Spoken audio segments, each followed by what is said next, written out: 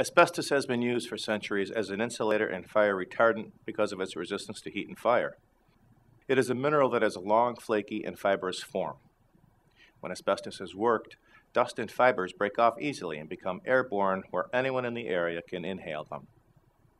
Asbestos irritates the lungs and causes several potentially deadly medical conditions, including asbestosis, lung cancer, and mesothelioma. Although anyone who works around the asbestos industry faces asbestos exposure and the related problems, the people with the greatest risk are laborers who handle the day-to-day work. Laborers are frequently less informed of the potential dangers of asbestos than people in management-type positions, and more importantly, have less ability to control their work environment to prevent or at least minimize the dangers of asbestos on the job site. Surprisingly, asbestos exposure is a potential hazard in a lot of industries that most people would never think might involve the use of asbestos. The shipbuilding industry has long used asbestos as a fire retardant. Laborers doing the insulating work, as well as other laborers working in the same vicinity, would have potential exposure risks. The same is true for boilermakers and pipe fitters. Until relatively recently, the early 1980s, many welding rods had an asbestos coating. There has been at least one instance of a welder getting mesothelioma from asbestos exposure due to welding rods. Another job that puts laborers at risk is the construction industry, where in the past laborers installed asbestos insulation, and today where laborers work on buildings that had asbestos insulation, ceiling tiles, or floor tiles.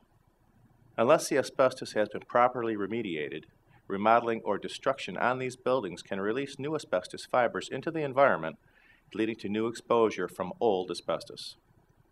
Regulations are in place to protect workers in this industry, but not all employers follow the regulations. A report came out during the summer of 2007 about an asbestos remediation training school that not only taught its students improper methods for handling asbestos, but also assisted its students in cheating on state certification exams. Even workers involved in road construction may have been exposed to dangerous levels of asbestos. Prior to 1998, and possibly even that time, roads in California could have up to 5% asbestos in the gravel that lines the road, and the gravel that forms the base of the road. Other jobs potentially involving asbestos are mechanics and brake technicians. Germany banned the use of asbestos years ago, but American mechanics face asbestos exposure from brake pads that are still made with asbestos. The overall numbers of Americans who face asbestos exposure are daunting.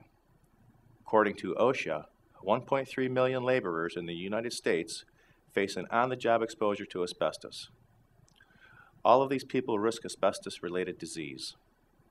The worst of these diseases is malignant mesothelioma, a cancer of the lining in the chest cavity and lungs. More than half the people diagnosed with mesothelioma die within 1 year. In the early stages, malignant mesothelioma produces few symptoms, and so is rarely detected until it has progressed into a more serious cancer. Caught early, the best treatment is surgical removal of the tumor. If the cancer has metastasized, however, surgery may not be possible.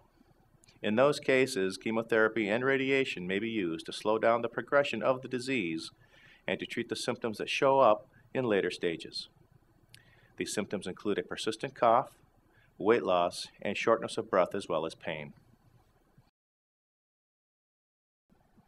Thank you for watching.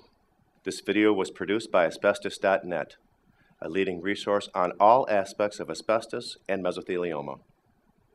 Our priority is to inform victims about the devastating effects of asbestos exposure, mesothelioma, asbestos cancer, asbestosis, and other asbestos-related diseases, and to advise them with a wealth of information.